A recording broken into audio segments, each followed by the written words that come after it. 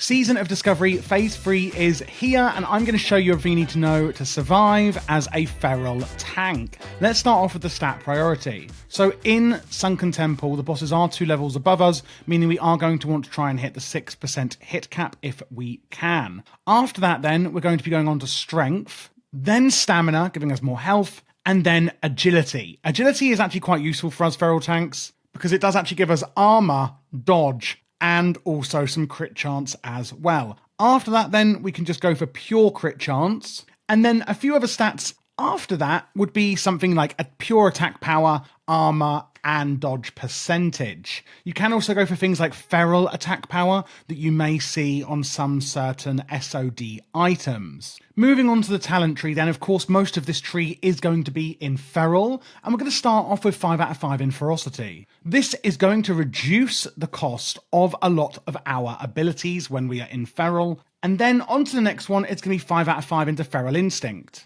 This is going to increase the threat we do by 15%, which is obviously very important so we can hold aggro as a tank, and reduce any chance enemies are going to detect us if we are in cat form and prowling. We can put 1 into Thick Hide, increasing the armor contribution we get from items by 2%, and then going down to the next one, we can put 2 into Feline Swiftness, increasing our movement speed while outdoors in cat form, and increasing our chance to dodge while in cat form by 4%. If you're wondering about this one, in Season of Discovery, we can actually get that increase indoors, and zooming around, we can actually go into cat form if we need to, and get around a lot faster. Imagine if a mob has ran off as well, and we need to go and get it, you can swap back and forth very quickly, things like that as well. Feral Charge, causing us to charge an enemy, immobilizing and interrupting any spell casting being cast for 4 seconds. It is on a 15-second cooldown.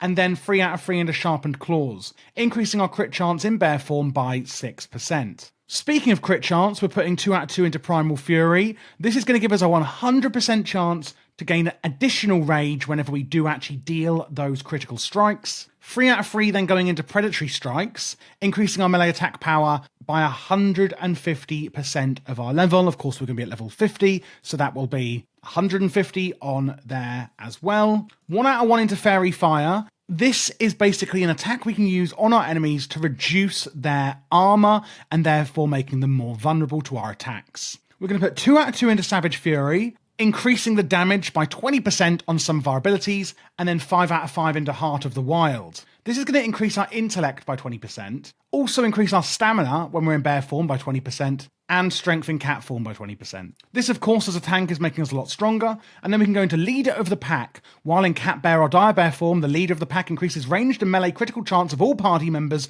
by 3%, and therefore we can take that to increase our damage and also our party members. Now, if you're doing feral DPS, I do advise that you don't take that. Hence then, I advise the tank does take it if you're the main tank in the raid, because otherwise it would be a waste of talents for everyone to take it. And that is why I say that as a tank you should, yet the feral DPS shouldn't be. We have got another 10 levels to go, and I'm going to put these into Nature's Grasp, which we don't really care about, but what we do want is the remaining 5 points to go into Natural Weapons, increasing the damage you deal with all physical attacks in all forms by 10%, which is massive.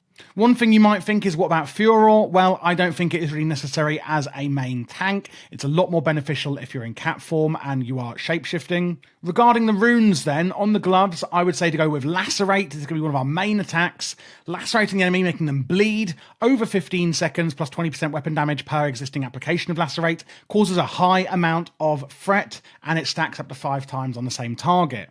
Some people also do choose to go with Mangle, mangling the target and causing them to take 30% additional damage from bleed effects as well, and will actually gain the benefits from Claw and Maul. I do, however, like to go for Lacerate. Skull Bash on the legs, giving a charge to a target within 13 yards and bashing them, interrupting their spellcasting and preventing cast for 2 seconds. Do be aware, however, it does share a cooldown with Feral Charge up here. On the chest, we're going for Survival of the Fittest. This is a great survival rune, funnily enough. Reducing the chance you'll be crit by 6% and reducing all damage taken by 10%, which as a tank I think is, need we say any more? On the waist, the only option we really have is Berserk. When activated, it causes your Mangle and Lacerate to hit up to 3 targets. Lacerate's going to cost no rage, Mangle and Bear to have no cooldown, and reduces the energy cost of all your cat form abilities. It is also going to clear the effect of fear and makes you immune to fear for the duration. I love this ability. On the feet, it's going to be Survival Instincts, giving us 30% of maximum health for 20 seconds. After that, the health is lost. So in times of need where you need to get, a bit more bulky and tanky, we can use this. In addition, you regenerate 5 rage every time you dodge while in bear form, 10 energy in cat form, and 1% maximum mana in any other form. So this is going to be really good when we're dodging to get extra rage up so we can do more abilities. Going on to the new runes we've got then, it's going to be improved Bark Skin on the head. Your Bark Skin can now be cast on allies as well. No longer penalizes melee combat speed or spellcasting time and can be cast while shapeshifted. Absolutely fantastic there, which we can also use on our allies if needed for emergencies in there. And lastly, on the wrist, it's going to be improved Frenzied Regeneration, which can now be used in all forms or while not shapeshifted. It now converts your active resource into health every second for up to 10 seconds, up 10 rage energy or 5% base mana. And this is another really good ability for survivability as a tank. But how does it all come together? Well, let's have a look then. It's all quite simple really in the rotation we're going to be using. We want to use our Demoralizing Roar and keep this refreshed as much as possible. First and foremost, this is going to decrease our nearby enemy's melee attack power by 30 and does last 30 seconds.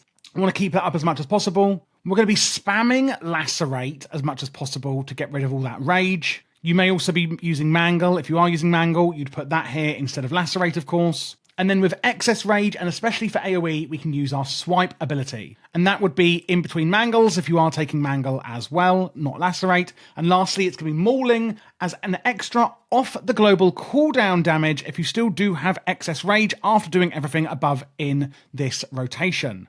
Don't forget, of course, we've got other abilities like Growl that we can use to taunt, and your Skull Bash for interrupting, etc. But as you can see here, it really is quite a simple rotation and spec to be following, even in Phase 3 of SoD. If you did enjoy this video, guys, let me know down below in the comments. You can subscribe and join the Discord, where we have a really great and active community who are happy to help with any questions you may have. If you do need any help from me specifically, of course, I can answer in Discord when I have time, or you can also join my Patreon, where you can ask questions on there. I've posted a lot of behind-the-scenes content and blogs, and also you can get all of my WoW UI and spreadsheets, as well as opening up a VIP-only channel in Discord. If you're looking for other SoD guides, check out my channel. You can see there's the current guides shelf here, where you'll see there's an SoD Phase 3 playlist. This is all of the class guides in class order. Thanks for watching, guys, and I'll see you in Phase 3 of SoD.